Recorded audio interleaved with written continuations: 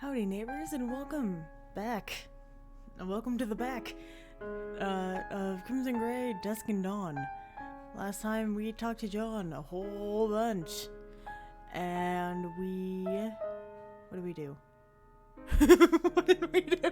Oh, the lady came to the campus. Those are the only important things.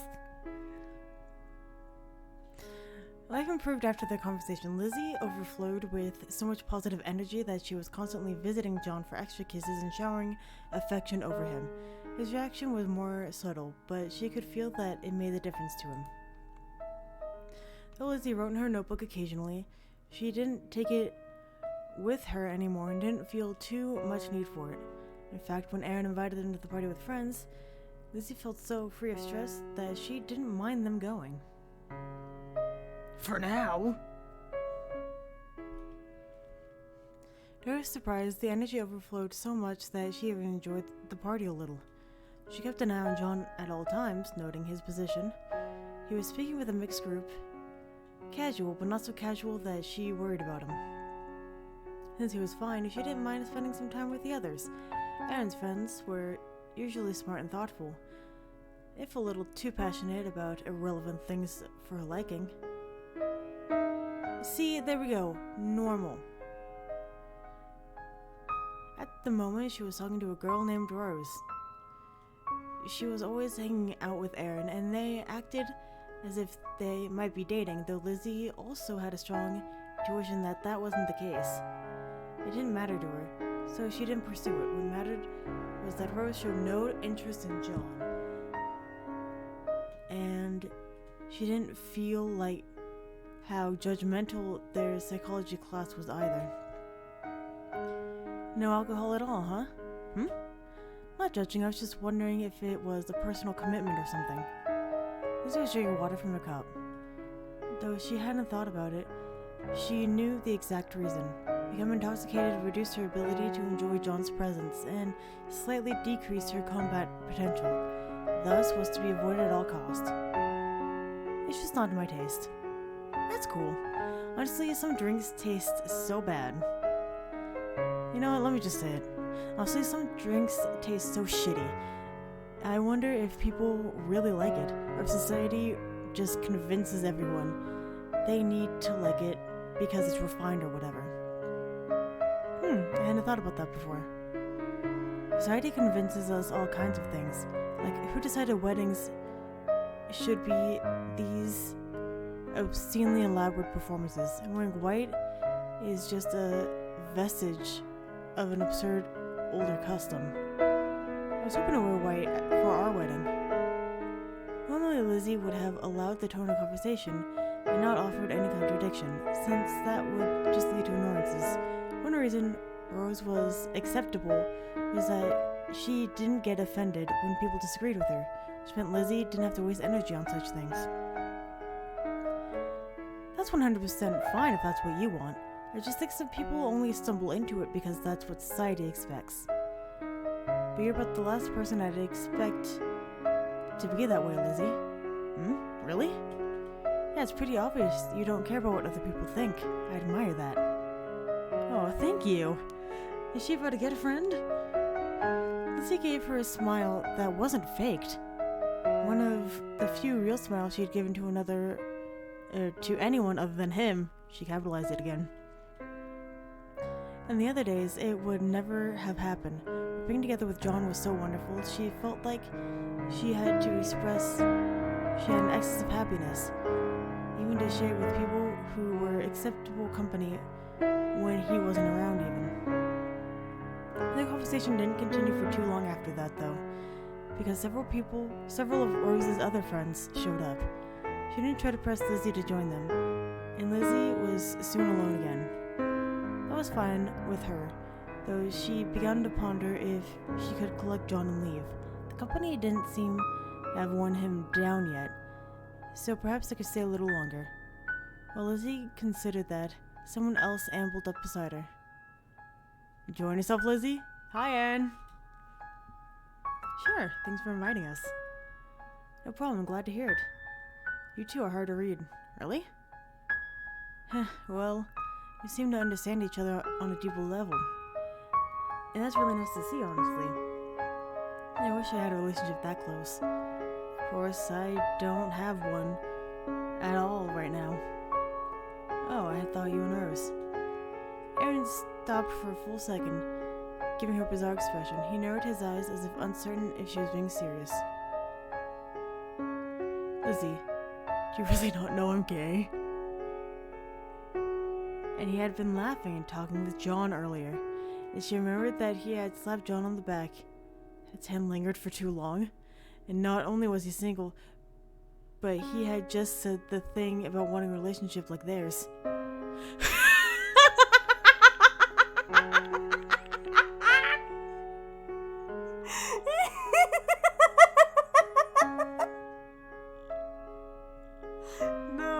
No, I hadn't noticed.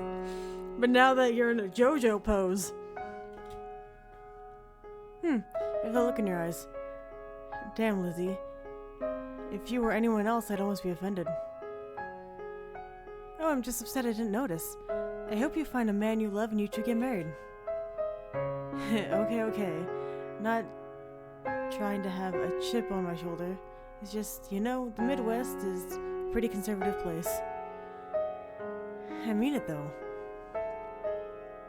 It took a supreme effort of will for Lizzie to finish the conversation without giving the wrong impression. Such a thing would have been impossible for her if she was Oh my god. Such a thing would have been impossible for her as she was 3 years ago, but thanks to John, she could do a better job of looking outside herself.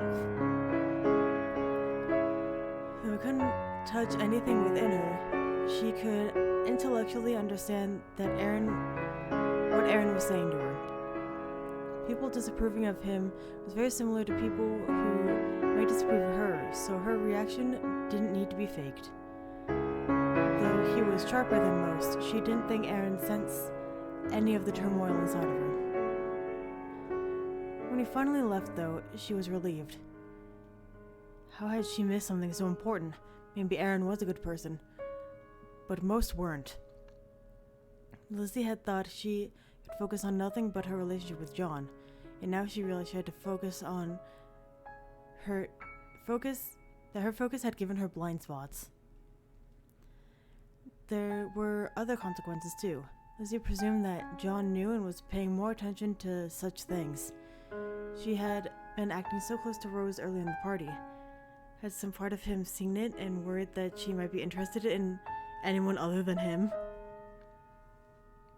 She didn't fear that John would be jealous. That wasn't his nature. But he might find some way to doubt his self-worth.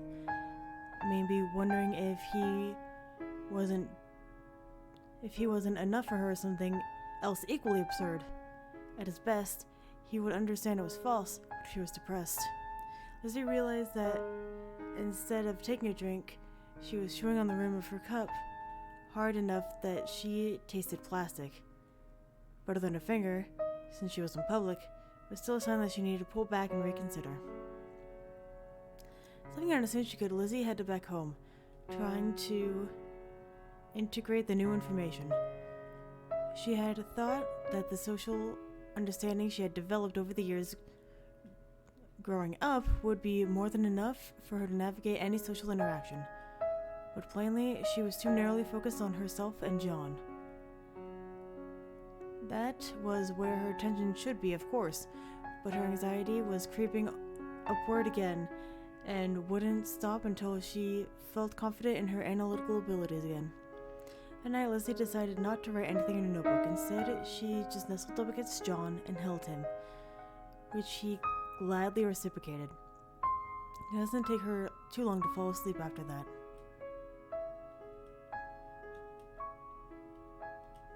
The days passed freely, and they drifted closer to the end of the year.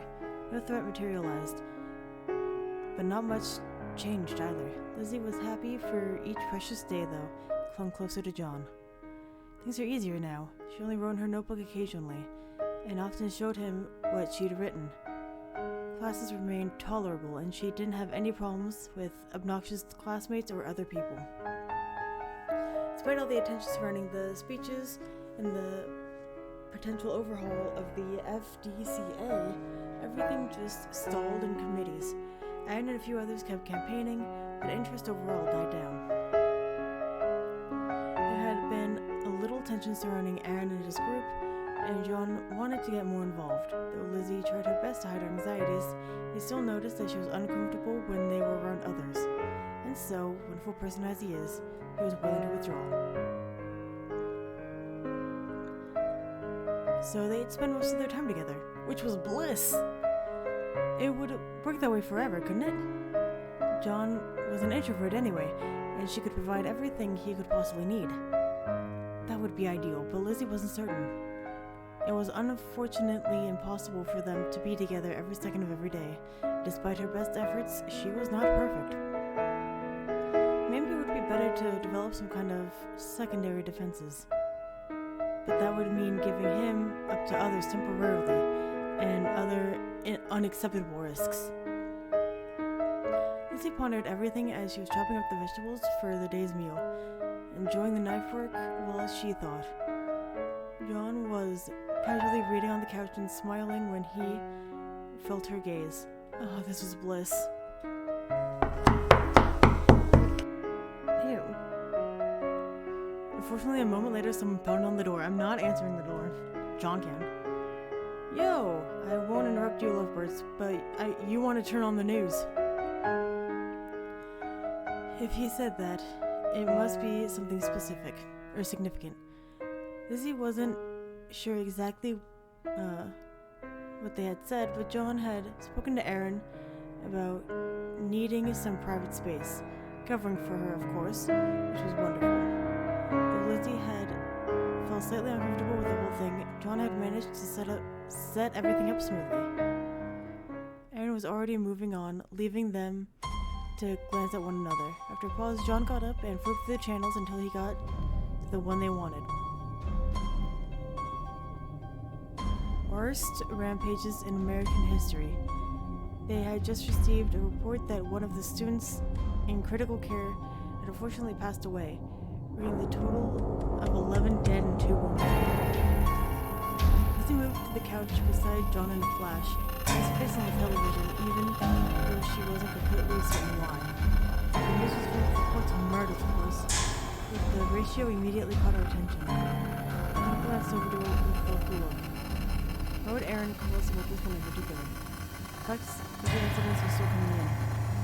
One of the most basic facts must have been relevant. A good point. Maybe, scrolling at the bottom now, I recognize the name. It's a town with a major Koitek factory, just like our hometown. He didn't need to say. Distracted by the exact reports of violence, Lizzie had not noticed the fact. She didn't know the name in any case, and it made her heart warm to think that the two of them completed each other. But she was still in a state of forgetfulness. So loud. With the lull and updates, the news program was bringing on guests. There was a Koitek representative, which was incredibly suspicious, even though he was only making a statement of condolences. After that, an academic was brought up. He was introduced as an expert on violent killings, which immediately attracted her interest. After pointless introductory questions, things got more interesting. Until the police decide to release direct evidence, is there anything else we can determine about the crime? What's notable is how few were injured compared to those killed. Regardless of the weapon used, that is an unusual statistic. And what does that tell us? It may indicate that it was a crime of passion. The individuals killed were targeted specifically, not randomly. Even those hospitalized were severely injured after all. And what could cause a symptom of such a rampage? Emotions are always strong in this. No, it wasn't right. The death-to-injury ratio caught our attention as well. And the expert had identified it too. If he was wrong about that, Lizzie didn't want to interrupt conclusions, but it's horrible. What do you think it could? Breaking news. The police released video footage captured during the tragedy to the media. Children and sensitive viewers may not wish to watch the following clip. That has never happened a day in their lives. Also, I really like how they have this photo from the title. Very nice touch. And the knife on the table. Fun. Evan blinked. The news switched to great new footage of security cameras on an open highway for a few moments still. Then soon began crawling across the floor, leaving a trail of blood, broken arm, cut to the intestines, designed to cause pain instead of blood. She couldn't see the student's eyes, but she was sure there was animal fear in them. He was panicking, trying to get away. A girl appeared on camera. She moved casually, but surprisingly fast, swinging a baseball bat idly in one hand. The student gave a mangled squeak and tried to crawl faster. It didn't matter. The girl lunged forward and brought the bat down on his head. The blow was pixelated. Lizzie could practically see the spray of blood. Hi, madam. The girl stared down at the body for a moment, face unclear. Then she finally looked up, a mad grin on her face. With a peal of laughter, she lunged away, vanishing from the screen. For a few seconds, the footage was only the corpse set to the sound of her laughter. Then it cut out abruptly. Only then did Lizzie realize she had a knife in her hand. She had a strong instinct to shield Joe, defending him from the girl. She managed to restrain herself and slid the knife aside, a few inches out of reach. Okay, Lizzie? You're fine. Keep watching. Watching on her reactions, Lizzie stood up, or scooted up against John and focused on the broadcast. Remind everyone that the suspect was killed by police at the entrance of the school. Our identity and the identities of the victims are still being withheld for the sake of the families, but if anyone has information concerning... John turned the volume to a low buzz, then looked at her. His eyes were hard and serious in a way that normally excited her, but given the circumstances, she was too tense. I know it's too early to jump to conclusions, but she was like me, yeah. The words felt strange in her mouth, though.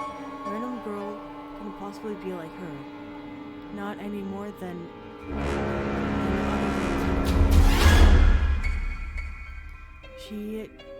She didn't know of another way to say it, though, and she trusted John would understand. Not like you, but the way she moved. You don't think that was natural, do you? No. She used more strength than a normal girl when she swung her bat. And she was almost as fast as me. In the moments they had seen during the video, at least, which might not reflect her full speed. Lizzie again had not urged to remove the girl, despite the fact that she was already there and couldn't possibly help her. Mrs. Smith said that there was nothing sinister about it. The experiment's gone wrong. But this time here too. Remember the meeting? Protest was to rush through testing with multiple simultaneous experiments. Oh, good memory. I didn't realize you were listening that closely. Lizzie smiled at him. Little of the tension draining from her. Yes, she was still there beside her John, with no friend. She needed 5 6. That didn't mean that they were safe. There might be much broader things due to the changes that would happen. She was certain she knew much of the information that would come out about the incident, but after that, it looked like John's thoughts had gone in a similar direction to his.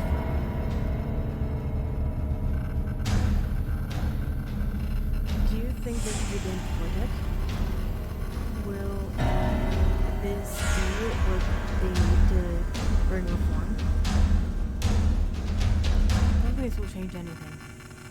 She was surprised by John's looked. When she looked over him, she saw that his eyes were calm.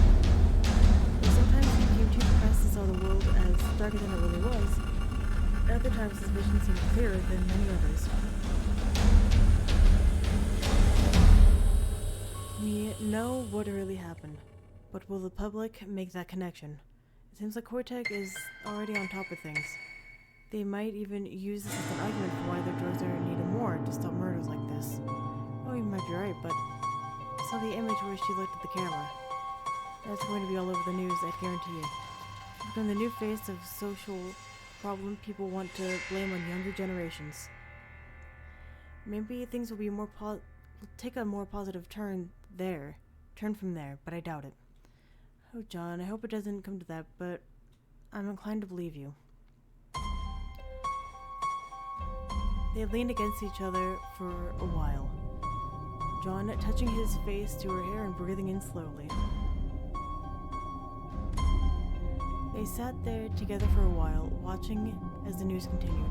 Meaningful information was coming slower now, but they didn't stop the broadcast from trying to stretch things. And since new information did come out occasionally, she felt like she needed to be watching. As she calmed down, Lizzie was able to admit the real threat would likely be slower and social. Her calm also let her notice John's move more precisely. It seemed like John was fine, but his eyes were very serious. He was always more prone to sadness, and she imagined his thoughts were grim, but they didn't seem to be crushing him. That's my gamer juice. Which is soda, by the way. They both sat there, both somewhat tense, until John glanced over at her with a slight grin. Murderous laughter is much cuter. Aww. Be still, my heart. She threw herself into his arms, laughing. It had occurred to her to compare herself to other girls, but John's words completely wiped out such thoughts. He was joking, but the fact that he was able to joke so easily with her was a wonderful thing. Besides, there was probably a bit of truth there, too. She was better than that awful girl. They stayed together for a while longer, but it seemed like the broadcast had even less new information. Despite all the emotion, Lizzie found herself strangely blank. She wasn't sure if she wanted to forget this had happened or take precautions. Uncertain. Last night, what do you want to do now?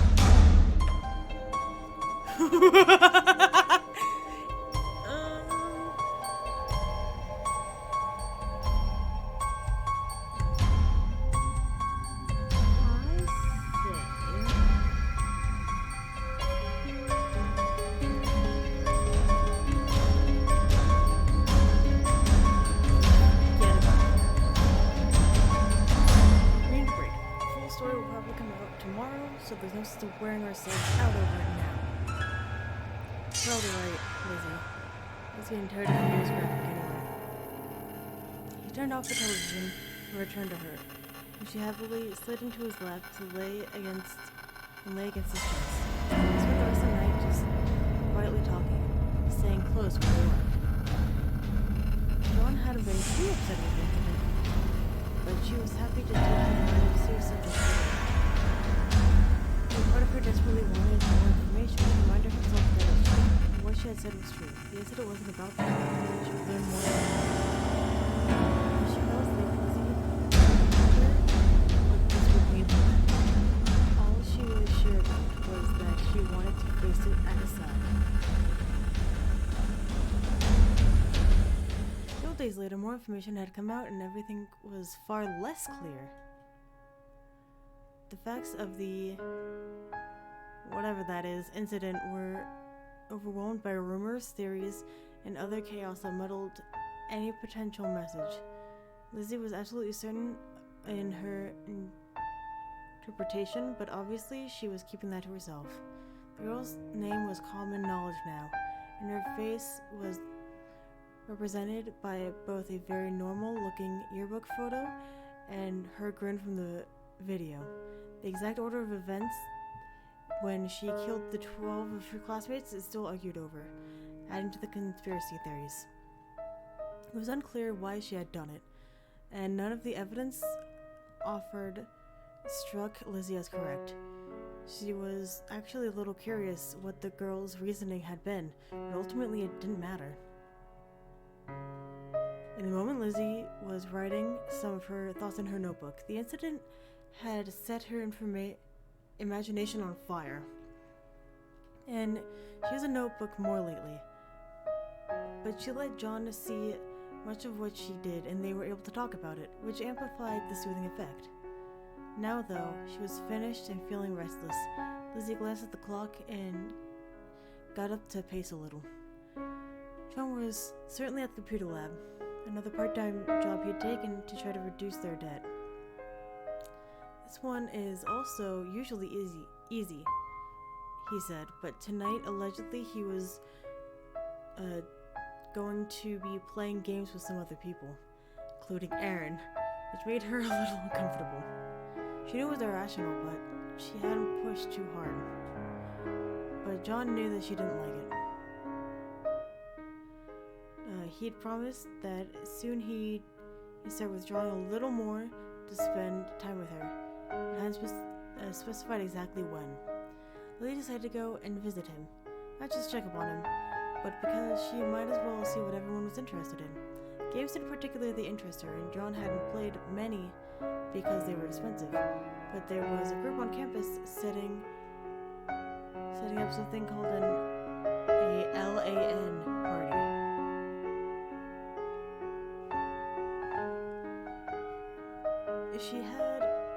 She made her way across campus at speed toward the lab, and to her surprise, she wasn't anxious. John was having fun. He would be happy to see her, and things would be fine. There was no threat, not here. Inside, she found things a little different than expected. Each person had a separate computer. Maybe she had been thinking of consoles, with everyone together on the same couch. That was reasonable, and seemed like the kind of thing John would like. While everyone was utterly fixated on the screens, John looked up and smiled when he saw her. She immediately moved to stand behind him, one hand on his shoulder. The screen seemed to be from the point of view of someone running through corridors carrying a gun. There were other numbers, presumably the statistics related to the game. What's this game? Yeah, it's fun playing over an LAN, but I doubt I want to play too often. Fucking Aaron. That's normal, right?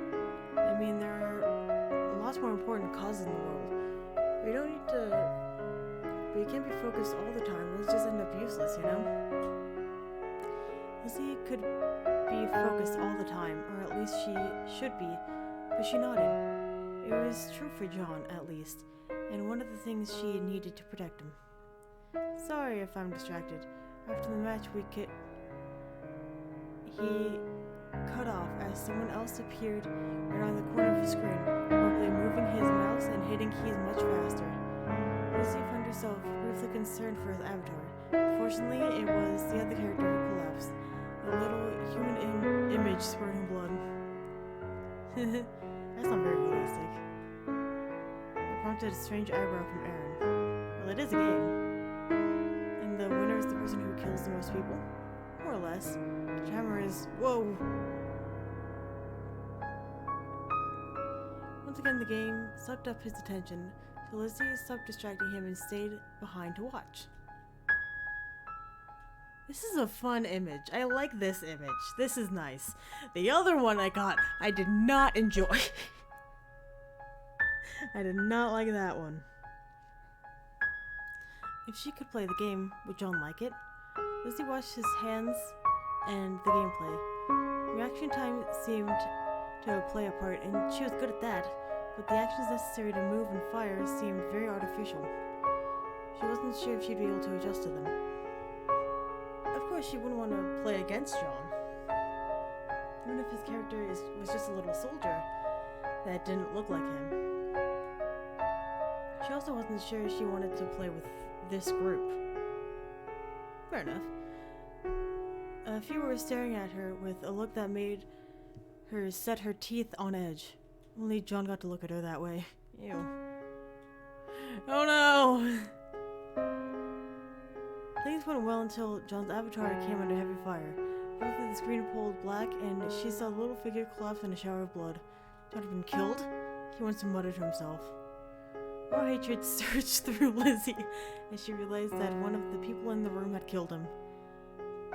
He popped back up a second later, but she barely noticed, scanning the other chairs. Was there any way to tell which username connected to the people who had killed him? But as things went on, John killed them back several times. He got killed again, and surges of hatred faded. He was still a little avatar after all. John was fine.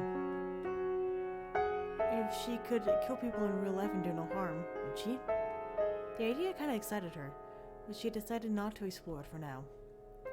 Before too long, the match ended. If she read the screen right, John did well. In the top third of players, considering he had less time for games than many other people, she was very proud of him, giving him a quick hug from behind. He swiveled around in his chair and faced her, smiling. You just came to watch, I take it. Oh, you just came to watch, I take it? Do you want to play? Oh, no about that. Doesn't really seem like my sort of thing. Did you know that there are seriously people blaming the blank incident on violent video games? Shaking his head, Aaron swiveled to face him. It's not just a few crackpots either. I hear a lot of people saying that it's because of the violence in our media, calling for all kinds of societal change, so long as they're superficial. I don't think they're going to overthrow the status quo with a revolution, Aaron. But obviously, I agree, all the campaigning against violent video games is misplaced. Oh no, man. I think we're past the point of incrimination, incremental change can accomplish anything. You saw how the pharmaceuticals just spun the incident to give themselves more power, but it was a Koitek town. Who knows how drugs might have made the situation worse. Two of them went back and forth, mildly arguing. It interested Lizzie a little, but was more abstract than she had preferred. She drew up a chair and got involved to prevent some of the unpleasant people from coming closer and trying to talk to her. It seemed like they were taking a break in between matches, several people taking the time to go to the restroom or get snacks. For the most part, it seemed like a decent group, so Lizzie didn't mind John spending time with them. The break didn't last long, not nearly long enough for John and Aaron to dissolve their disagreement. John glanced over to her, but when Lizzie smiled encouragingly, he participated in the next match as well. She's so happy! As she watched, Lizzie got more of the natural sense of the game, but it actually took her out of the experience. In this game, there was no way you can tell if someone was behind you. No sense of environment or easy way to keep tabs on the scenario, and the blood effects really were sort of silly, not realistic at all. Yet she felt a little intrigued. John had mentioned that the computer graphics were always getting better. If there was a game that looked more realistic and let her use knives instead of guns, she wondered if it could be fun to her. Not the same as killing people, but... When they finished the match, John got to stretch while Aaron glanced over toward them again. You're watching really intently. Sure don't want to play, Lizzie? No, it's okay. I don't really like guns. Fair enough. This kind of crazy violence isn't for everyone. Finished stretching, John glanced over at her for a moment, just considering, and then he nodded. I think I've had enough for today. Do you want to head home, Lizzie? Okay. Be sure to take care, okay? They left the lab and walked back together, taking their time. John seemed to be really contemplating something, so Lizzie just kept pace alongside him and let him think until he was ready. Aaron's a good guy, but I don't think we're ever going to agree on some big things. Everything we were talking about with changing society, you mean? Yeah, maybe I'm wrong. Maybe we'll see the FDCA change the entire industry, and the entire industry will be transformed. But I kind of doubt it. History would have needed to go differently years ago. I agree with you, John. Maybe that's fine. He'll go his own way and organize protests and things. I'll see if I can't do more within the system. Maybe both approaches are necessary. They'll take us in completely different directions, though. I mean, you aren't upset that I'm uncomfortable about Aaron, are you? He looked at her, slightly surprised in his eyes. Oh no, not at all. I'm trying to say the opposite. It looks like our choices in life will mean that we spend less time together regardless. I understand. I'm glad you're not upset. Just thoughtful. It's strange how choices you make at the beginning of life can take things in such different directions.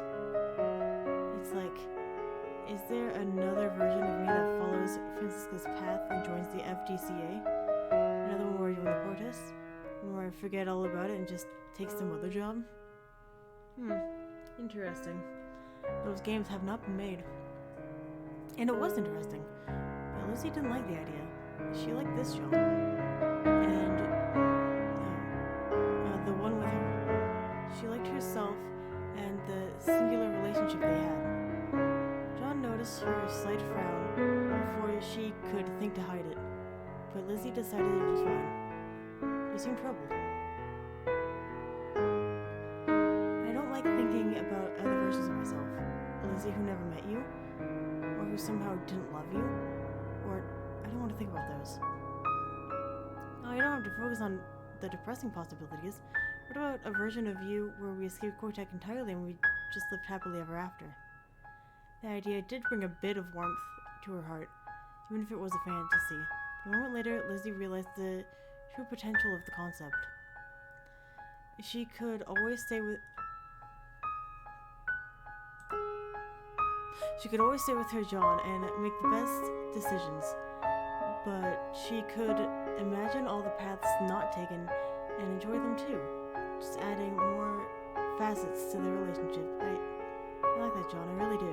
I'm glad.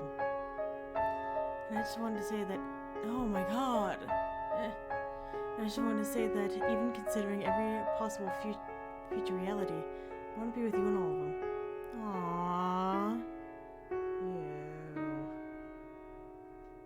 Lizzie latched onto his arms happily and squeezed him for just a moment. Me too, John. All the alternate reality Lizzie's want to be with you too. Well, now we're getting into straight science fiction. The two of them explored the topic as they headed back, sometimes speculating and sometimes just being silly. Lizzie was happy to discuss it and brimming with happiness by the time they went to bed. There were so many other paths in life, but it would always be John and Lizzie. Lizzie and John. Forever. Forever.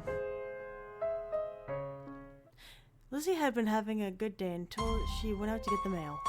It contained their usual financial statement from the college, which normally she looked at dutifully, but didn't particularly care about. Nothing was wrong, technically.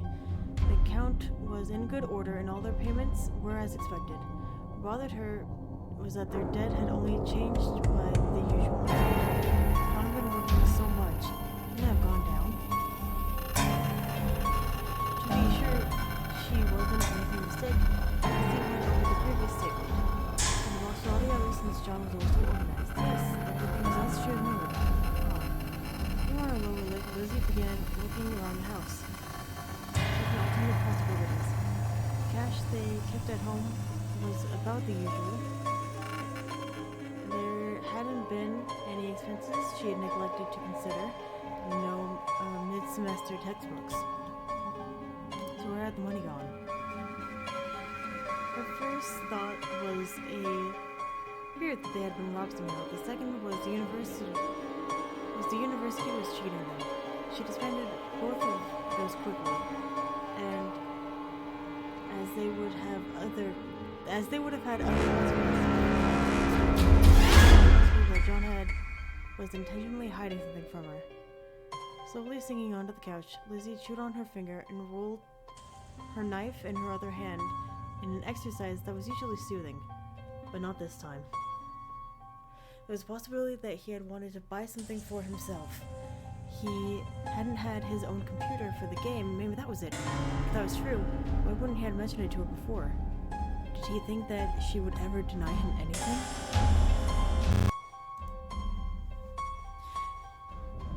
It was possible that he was getting it for some kind of emergency, or even to leave.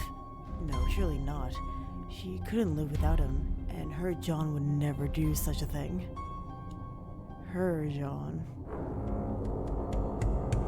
If not, why? Realizing that there was blood trickling from her finger, Lizzie removed it from her mouth. She paused for a moment, stilling her knife, and took a deep breath.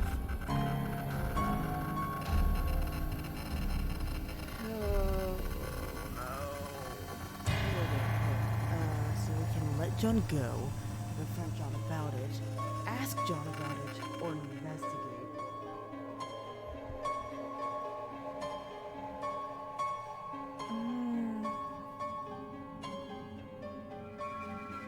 I feel like we should ask him about it. Yeah, let's do that. I feel like that's the least weird. She gripped the knife in her hand and firmly set aside all her doubts. But John would never do anything to hurt her. She got up and began preparing dinner for them, though her knife moved a little more forcefully than necessary. When she finally heard his footsteps, Lizzie eagerly dropped her knife and ran to fling the door open. Welcome home, John. Ma, you're in a good mood. If only. Lizzie pulled him inside and into her embrace, but she returned warmly. Once they had the door closed behind him, though, Lizzie said some of her less of the discernment. John, I hope this is a silly fear, but I wanted to talk to you about it. Do we have some kind of financial problem? No, you didn't share that with me. Besides what? And then he gave a rueful smile. God, I'm sorry, I was planning a happy surprise for you, but I guess I should have known you might get worried over it. If he's like buying her a ring.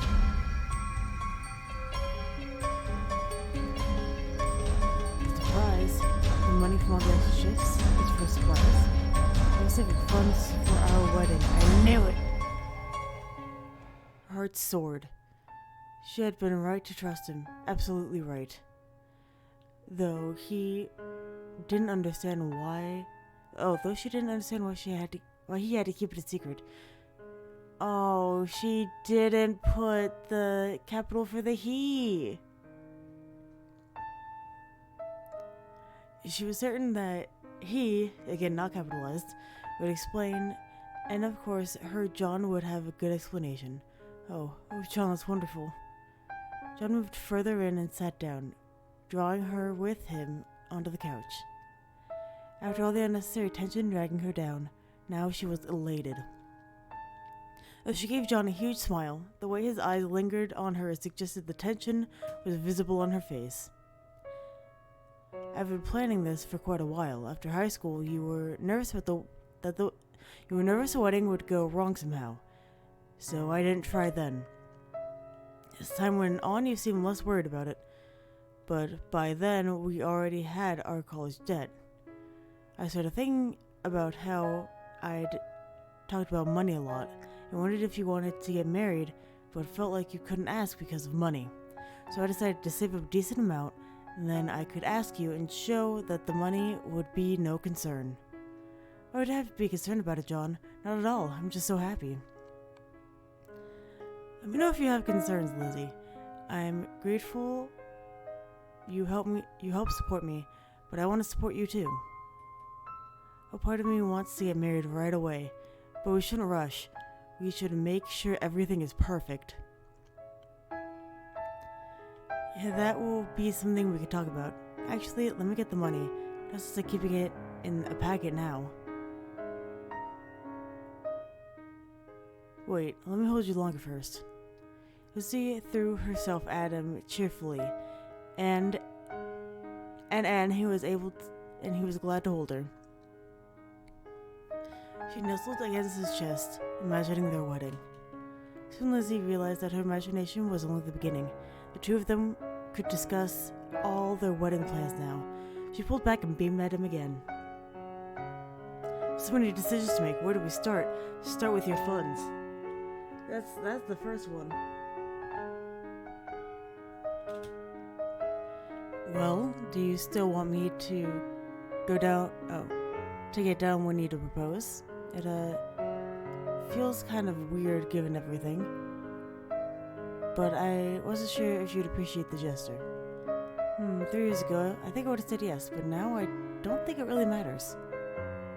We both already know we want to get married. And as for the romantic gesture, I already have lots of romantic memories. Like you helped me clean up all those bodies. I got a chuckle from him, which had been her goal. She meant it though. John wasn't like her, and he could have been scared. But he helped her and accepted her even after seeing everything she was capable of. Compared to that, the fantasy of him getting down on one knee didn't seem to matter. Getting married though, she still wanted that, and all the memories that went with it. Lizzie put her hand on his knee eagerly. Oh, you're probably thinking about all kinds of plans and details, right? How close are we? Well, that depends. It doesn't cost much to just get married at the courthouse, but I imagine you wanted more than that. The price of weddings is ridiculous, but I've been looking into ways to avoid the worst costs. They inflate prices for weddings, you see. John explained everything he'd been considering, making it clear just how much research he had done. She agreed with him on almost everything. They didn't need a lot of stupid expensive things for their wedding. Just the thing that really mattered, which quickly came down to a small list. I looked at a renegade tux, but it was actually a little more expensive than I expected. Is the suit fine? I'm sure you'll look wonderful. But I assume you want a unique dress, right? Yes, it does have to be expensive, but I want something that can remind me of the wedding. There are people in town who make dresses for less than I thought. I'll introduce you and you can choose whatever you want. Okay. You need a fancy dress. In fact, the idea of choosing all the little details appealed less than the role the dress would play in creating their perfect moment. But it was such a nice idea that she didn't even mind having to talk to someone else about it. I remember you saying how pictures were important to you, so I've looked at the photographers. It's more expensive than I thought, but I don't think we'll need them for long. No, probably not. John, we haven't even talked about if we're going to invite anyone to our wedding. His expression became more serious, though not sad. He nodded slowly. Yeah, we need to talk about that. Setting aside everything except what you want. How many people do you want at our wedding, Lizzie? She's gonna say 0.